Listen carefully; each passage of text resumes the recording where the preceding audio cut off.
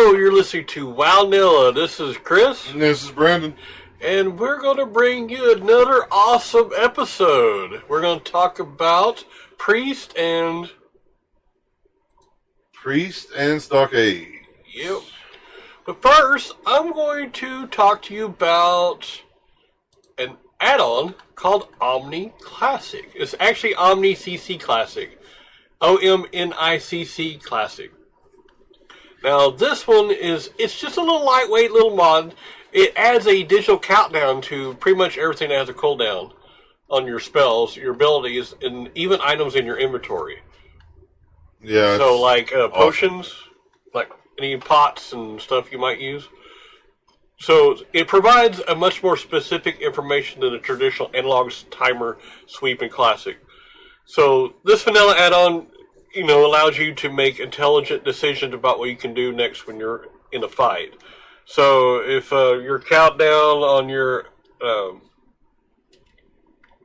using a potion, if you know you can't use another one for a while, you might want to do some little light heals or whatever if your pot is about to come up where you can use it again or whatever. And you don't want to be trying to use a pot if you can't use it. You won't be going down there and clicking on it, or whatever else. It actually it shows you a number rather than just like a shaded out time to use it. It actually shows you a digital number as to how long it is before you can use that ability, skill, or item again. If you see a little shaded out thing just going down, you don't know exactly how much longer your little thing is before you can use it. So looking at numbers, you can actually see and think about it a lot quicker than you would just something, a little shade out thing going down. So I think it helps out a lot. And that way hey, it's got like 4 seconds left. I can do this other thing real quick before that, that timer comes up. So, anything else you know of about that one? No, I just like it because of the number the digital countdown factor. It helps me min-max a lot better. Alright, now we're going to talk about Priest. Now, the races for Priest are Dwarf, Human, Night Elf, Troll, and Undead. You can spec as Discipline, or Healer, Holy Healer, and Shadow, which is a caster DPS. They can use daggers, maces, one-handed, staves, wands, and off-handed items. Wands are a must.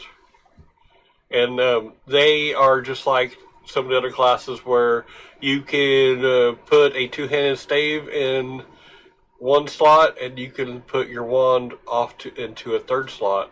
Or you can use like a one-handed mace and an off-handed item and put the wand in the third slot. Now they use cloth, and they cannot use leather, mail, plate, nothing like that. They're only cloth. So that's one of the negative things about it. But it's a priest. They wear cloth, Now, they're a strong living class in Shadow. They have some great buffs and debuffs. And I think they are the best healer in the game. But, to each their own. I like Priest. I just like Priest because of some of the specializations they have. And if I'm bringing them for cloth, I don't have to worry about them taking stuff that I might need for another set. Yeah. Now, you gotta watch their mana. So that's a good issue right there, in managing your mana. Now, the interesting class features, Priest can quest for an epic weapon that can swap between two forms, depending on whether you're in healer or DPS form. Priests also get 2 unique abilities based on their race. Fear Ward for Dwarf is, just a good example. Now, their ease of leveling, they're excellent in Shadow form, because Shadow Priests are very powerful casters with high survivability due to self-heals, although spells are highly mana intensive, which can slow things down. Holy and Discipline Priests can also level very effectively in dungeon groups. Now, they are some good farmers.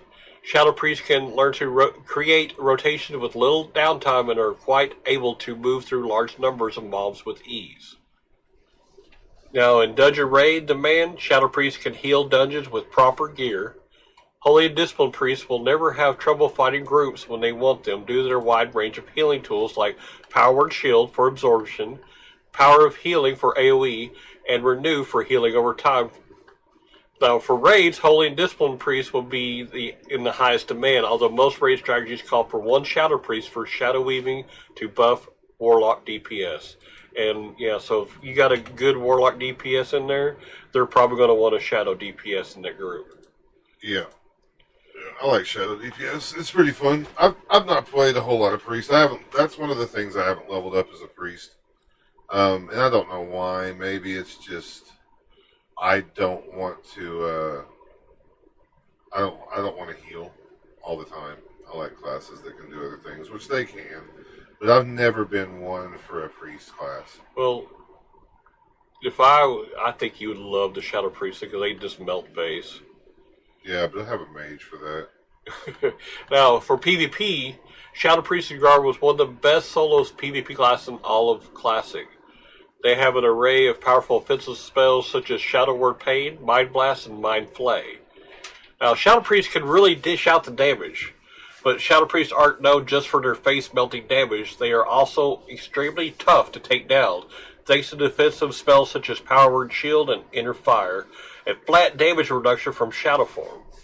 Now, however, being a healer, and particularly a cloth-wearing healer, you'll be a particularly vulnerable target in PvP situations.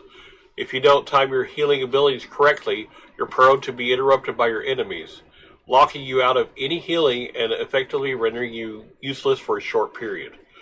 And a lot of times, if they see a priest, they're going to probably immediately think you're a healer, and they're going to go after you. So you got to watch out for that. Yeah, when I'm PvPing, I always go after. It doesn't matter if they're Shadow or what. I'm going after the priest. So they're going to be able to know, hey, there's a priest and he's not in shadow form, so he's probably a healer. I'm going to go kill him. So you're probably going to be a target. You're going to have a big target on your face like a hunter would put over you. Yep. That's for sure. I would definitely kill a priest in a heartbeat. But, I mean, I don't know. Overall, like I said, I haven't played a priest a whole lot, so I don't know the ins and outs of them. I do know that I have friends that have played priests, and I've had some priests that are just straight healers. I've had some priests that have been Shadow DPS. So, I know Shadow, it will heal the group as well. So, they can do some healing while in Shadow, but they're not going to be your main heal. Oh, yeah. They'll be a DPS. Now, if you're looking at the video, like I said, you can put a one-handed here, and use the offhand, or the staves will take, the two-handed will, of course, take over both of them. And then you can put your range, like your wand here. What other things can they use as range? Because it's got an ammo spot on here. I don't think that's throne. Relics. Oh, no, that's rogue I'm looking at. Relics. Relics don't have ammo, do they? No, but I think they go in your ammo slot. Oh, really? Yeah. It's been a while, so... Yeah. Oh, I remember something about relics, but anyways, and of course they can use anything else as long as it's cloth, of course, size neck and whatever. But mine don't have very much. Of course, he's only level, what, 19? Or 9? No, 9. Yeah. He's only level 9.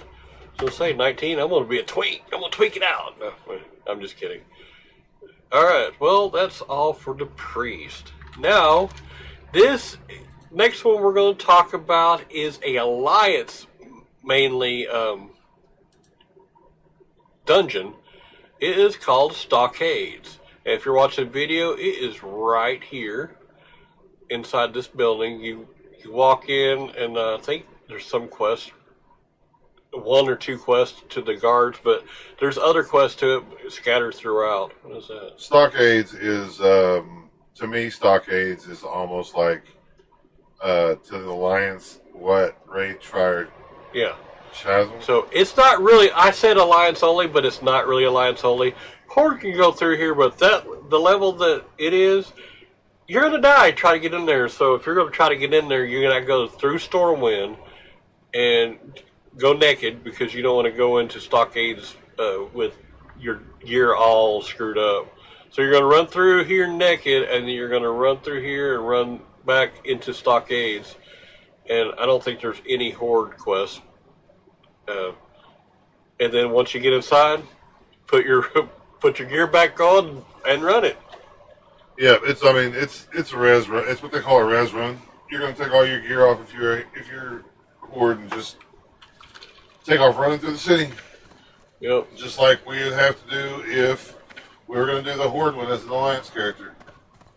Yep. Oh yeah.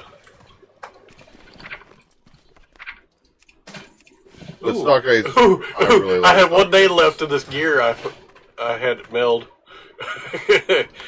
Woo. Anyways, sorry. Stockades. Don't forget rogue, priest, and mage. The rogues got sap, priest got mind control, and mage got polymorph. There's probably going to be a lot of CC in here. Because the majority of the mobs are humanoid, so they're easy to CC. Now, a noteworthy trash mob is Defias Prisoner. He is one of the most annoying mobs in entire Stockade. You really gotta watch out for these guys. Their chief ability is Disarm, can make it a nightmare for tanks to generate threat. Whenever you're going up against a group of multiple prisoners, I strongly suggest you either CC1 or tell your DPS to wait 10 seconds before initiating damage. Now, since they are humanoid, if I remember correctly, once you get them down to almost where they're dead, they will run off and they will pull other mobs to you. And you do not want that to happen. So, I have the group stick to one. If there's multiple, have them stick to one. That way they can hurry up and burn it before they run off into another group and pull that group.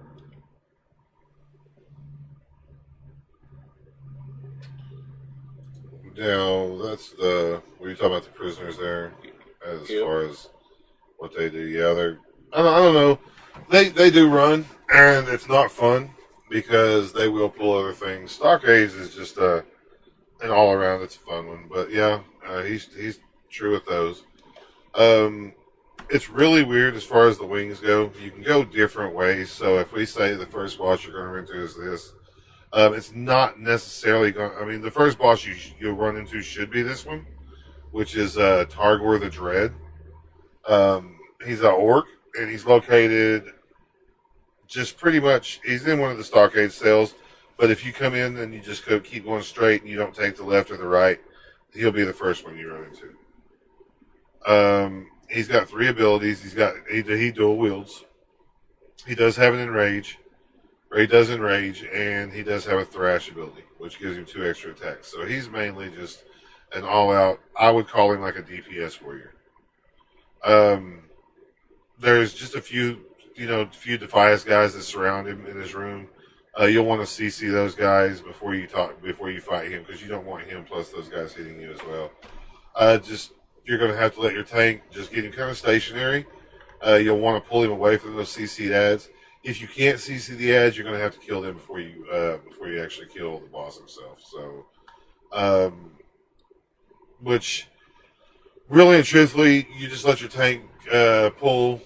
Get everything where they need to go. If you are fighting the ads, you want to DPS the ads down first, and then you'll want to switch to Targor. He's really just straightforward tank and spank as far as that goes. He doesn't really have anything that's going to do anything to anybody. He's got the best loot in the game, though. Oh yeah, his loot table is awesome. It's this really awesome item called wool cloth, and wool cloth, as we all know, is used for tailoring. So that's his only item he drops. Or bandages. Yeah, or bandages. Yeah. That's the only item. So you definitely don't run stockades just for his loot, because like we say, it's just wool cloth. And I think you turn it in for rep or something, don't you? You can turn it in for rep, yes. In all cities, all capital cities, no matter Horde or Alliance, you can turn in cloth for a rep. Now, if you are at the front and you're running straight up or forward, when you get to where you can turn right or left, not into cells, but there's hallways, and there's stairs that goes down both sides, right and left. If you turn left in the second room on the left, there is a boss called Cam Deep Fury. Now, he's a level 27 elite dwarf, and he's got abilities defensive stance, improved blocking, and shield slam. So he is a warrior. So if you play a warrior or know a warrior, you're going to know what he does. Now, like Targor and many of the other bosses in the dungeon, he's surrounded by a few Defias in his room. So make sure to CC at least one Defias before engaging him. Allow your tank to pick up the remaining ad and station him away from the CC'd ad. All DPS should work to nuke down the ad first, as before switching to Cam. Make sure to kill the CC'd ad once the boss and the first ad are dead. And his loot is a little bit better. He drops Silk Cloth. Yay! Woohoo! I swear, he got some good loot here. Yeah, you want to go here for the loot, that's for sure. Yeah. All right, so let's see here. Then you're going to go to the other side, or well, you'll come to Hamhawk. He's an ogre, 28.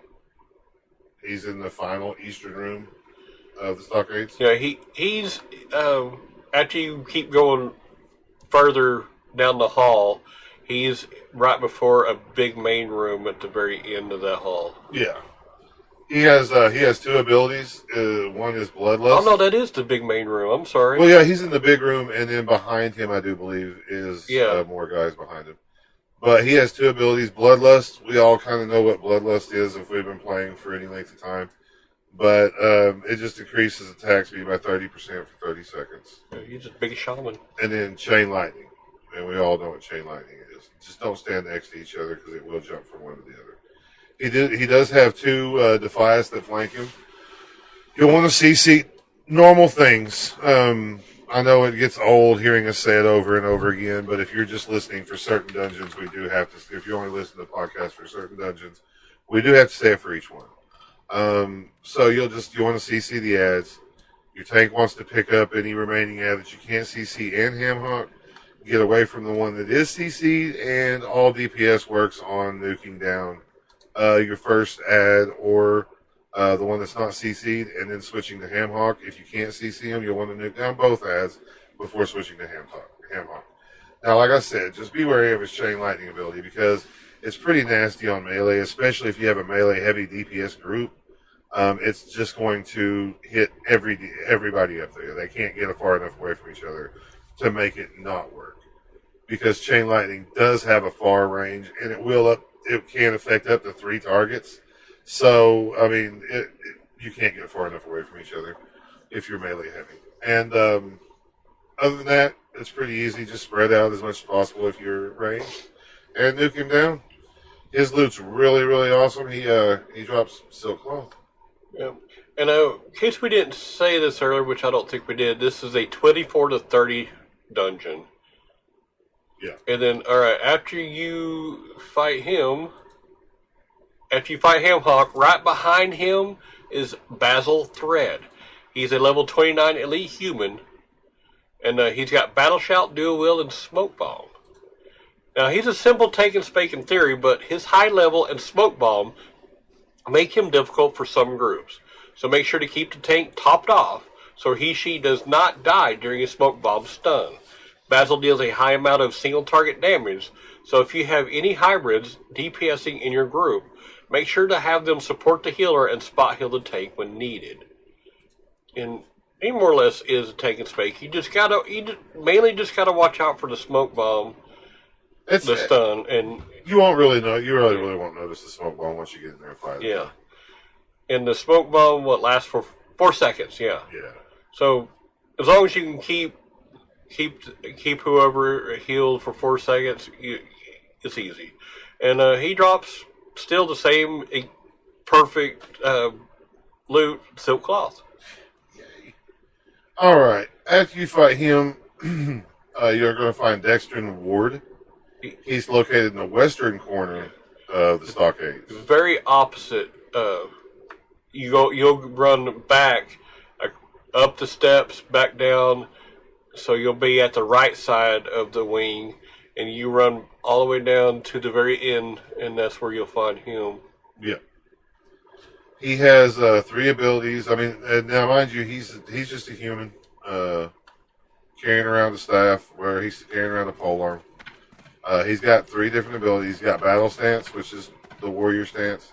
Intimidating Shout, Good day to which you. it's a fear and an area of effect fear. And then he's got Strike, Mortal Strike, more or less. He is one of the most challenging bosses in the dungeon just because of the fear factor, his intimidating shout. So you do want to clear all of the ads in the surrounding corridors. If you don't clear all the ads, the intimidating shouts, you run into one of those rooms, bam, you got a whole lot of extra stuff to deal with. And you might as well wipe it up and try it again. So if you pull, like, it doesn't matter if you just pull one, it wouldn't be fun. So, but if you do decide that you don't want to clear the rooms and you do pull extra mobs, you'll just want to CC him because you want to get the extra down as fast as possible because of his fear. Now, if you've cleared all the rooms around him, you have nothing to worry about. That fear, yeah, it's going to make you run away, but you're not going to be a chance at pulling any other mobs because you cleared all the other rooms. Once you kill him, search the body, and you're going to find that awesome loot. It's a silk cloth. Now, if you are lucky, before you get to him, turn right before the last right before that room, and you might find a rare in there called Bruegel Iron Knuckle. Now, I say you're lucky if you get him because he does drop some really good loot. But we're not going to talk about that yet. Now, he's going to be the easiest boss in the dungeon and also the most lucrative loot-wise. But because he is a rare spawn, you're unlikely to find him during your run. So make sure to clear the ads around him before engaging. He is a literal definition of a take and spank, and he really is. All you just got to do is just go in there and just melt his face or beat his face in. Yeah, he has no abilities whatsoever. Oh, yeah. His loot is a blue dagger, one-handed, 5 agility, 2 stam, level 21 to wear it. Then a blue fist weapon, one-handed. And it's got a chance on hit to pummel the target for 4 damage and interrupt the spell being cast for 5 seconds. So, that'd be a good PvP, even though it's a level 21. Then Jimmied Handcuffs is blue. It's a metal wrist piece with 3 strength, 7 stamina, and level 21 again. And there's 6 alliance quests for here. Like I said, we never get into where the quests are. You just, you can look it up. Yeah, the quests are everywhere. If we were to try to tell you where those quests were at, we would be here all day because they're chain quests that come from mainly in Stormwind, and you also have to have done Sentinel Hill to get the other quests. Alright, now I'm going to get into depth of what the blue BOE items are. And alright, I'm done. There is no notable blue BOE items in here. This place is strictly for the quests that you get. Because you get, I want to say, 6 quests? Yeah, 6 quests. And that's mainly why you run Stockades, is for those 6 quests, but it'll almost be a level if you do all of those. And there's some pretty nice stuff that drops off the quest itself. Yeah. So, Stockades, you don't run it for anything other than quests or cloth. Yeah, or cloth. I mean, every boss drops some cloth. Yeah. But yeah, Stockades is really fun, guys. I actually enjoy Stockades. It's short, sweet, to the point. You can run that dungeon in. I mean, if your group is running good, you got a good group, y'all are solid, and you've been playing together a while. You can run Stockades in a matter of probably about 15 to 20 minutes. Yep. Stockades is one of those. If you just want to do something real fast, you got a group. If you got a good group, you will run right through it. Yeah. If you got say, I got an hour's time. You can find a group, you can get in there, do Stockades, and you feel like you've done something in that hour. So, Stockades is really simple. It's fun. I like it. It's real fast. All right. Well, if that's it, I think we're done for this week. Yeah, I think so. All right. We'll have fun playing game. Enjoy. This show is brought to you by Heartland Production Entertainment. If you'd like to help to make the show better, go to patreon.com/heartlandpae.